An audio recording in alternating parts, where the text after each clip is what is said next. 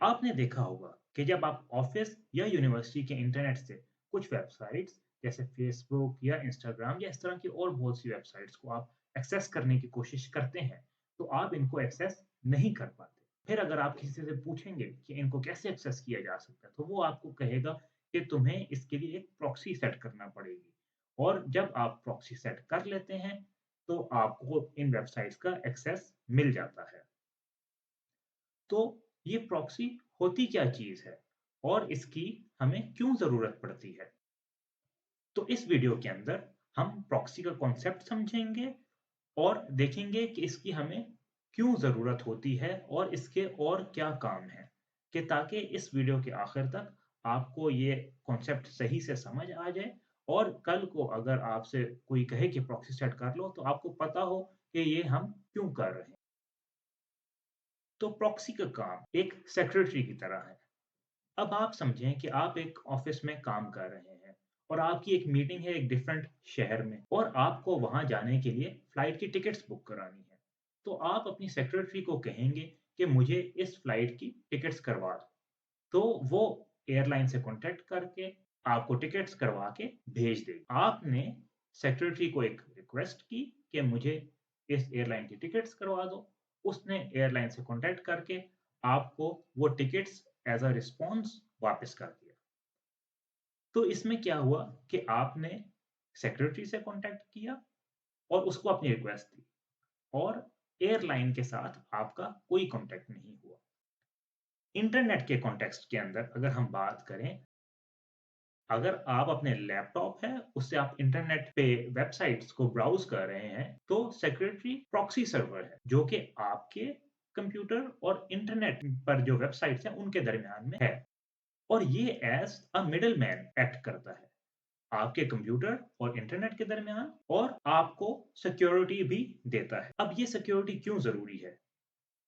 तो जब आप एक कंपनी में काम कर रहे होते हैं तो उस कंपनी में जितने भी एम्प्लॉइज़ हैं, उन सब के कंप्यूटर एक इंटरनल नेटवर्क पे कनेक्ट भी होते हैं।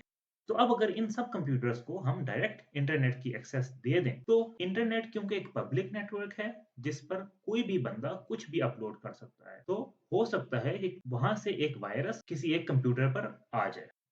तो अब हम मिसाल लेते हैं कि अगर एक बंदा है, जो कि कोई वेबसाइट विज़िट कर रहा है, जहाँ से एक वायरस उसके कंप्यूटर पर आ गया। तो ये वायरस आपके बाकी के कंप्यूटर जो हैं, उन पर भी फैल जाएगा और उसके अंदर जो डेटा है, उसको खराब कर देगा या उसको डिलीट कर देगा। तो इससे आपकी कंपनी को बहुत ज़्यादा नुकसान हो सकता है।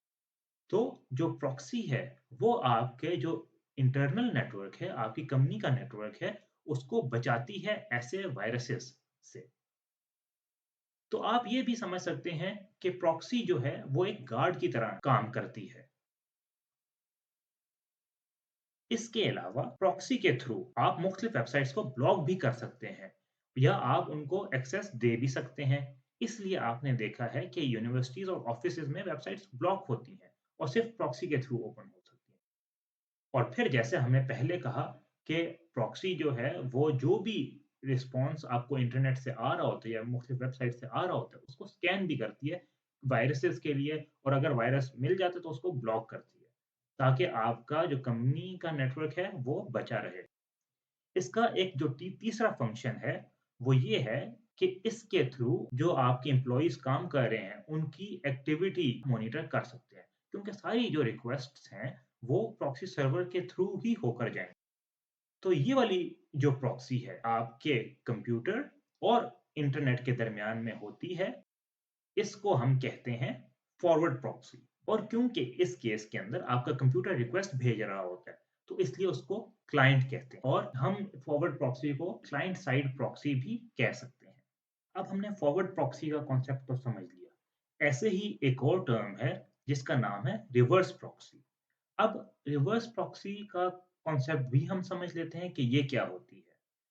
तो रिवर्स प्रॉक्सी भी काम सारे वही करती है जो एक फॉरवर्ड प्रॉक्सी करती है। बस फ़र्क ये होता है कि फॉरवर्ड प्रॉक्सी क्लाइंट साइड पे होती है, जबकि रिवर्स प्रॉक्सी जो है वो सर्वर साइड पर होती है। और ये जो भी क्लाइंट से रिक्वेस्ट्स आती हैं, उनको हैंडल करती है, उनको देखती है और फिर उनको जो सर्वर हैं उनको भेजती है। तो अब इसकी मिसाल हम लेते हैं जैसे अमेज़न है। अब अगर एक वक़्त में हज़ारों कंप्यूटर या हज़ारों लोग अमेज़न की वेबसाइट को एक्सेस कर रहे हैं, तो वो डायरेक्टली अमेज़न के वेब सर्वर को एक्सेस नहीं कर पाते, जहाँ पे सारा डेटा है।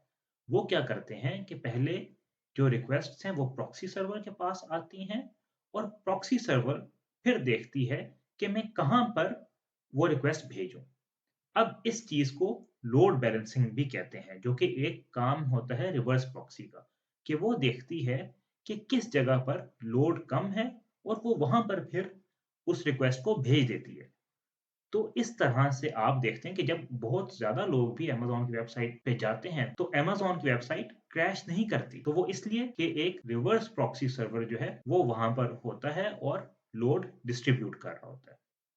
अब इसका एक और मकसद है सिक्योरिटी देना भी, कि जो क्लाइंट की तरफ से रिक्वेस्ट्स आ रही हैं, प्रॉक्सी सर्वर उनको भी फ़िल्टर करता है और देखता है कि कहीं कोई ऐसी रिक्वेस्ट तो नहीं आ रही जो कि मेरे सर्वर्स को नुकसान दे सके। इसकी वजह ये है कि जो सारे सर्वर हैं, ये इंटरनेट के साथ कनेक्टेड होते हैं और इंटरनेट जैसे कि मैंने कहा एक पब्लिक नेटवर्क है। तो वहाँ से कोई भी बंदा कोशिश कर सकता है कि वो अमेज़न का सर्वर हैक कर ले और वो डेटा चोरी कर ले जो कि कॉन्फिडेंशियल हो।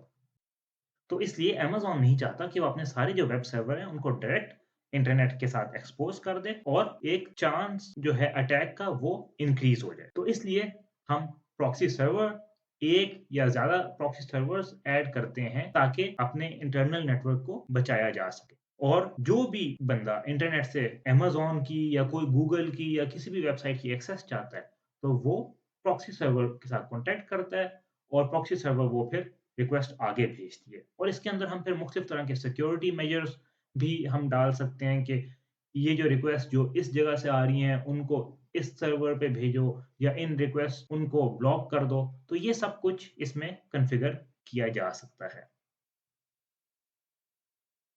और एक जो बहुत मशहूर सॉफ्टवेयर है रिवर्स प्रॉक्सी का, वो है इंजन एक्स। ये बहुत ज़्यादा इंडस्ट्री में यूज़ होता है और ओपन सोर्स भी है। तो अगर आप भी अपनी कंपनी के अंदर रिवर्स प्रॉक्सी इम्प्लीमेंट करना चाहते हैं ताकि आपकी कंपनी का डाटा बचा रहे, तो आप इंजन एक्स यूज़ कर सकते हैं। अगर आप चाहते हैं कि मैं इंजन एक्स पर एक वीडियो बनाऊँ, तो मुझे कमेंट्स में बताइएगा, तो मैं एक वीडियो इंजन एक्स पे कि कैसे हम उसको सेटअप कर सकते हैं, कैसे हम उसको यूज़ कर सकते हैं, कैसे हम कॉन्फ़िगर कर सकते हैं, उस पर भी मैं बना दूँगा।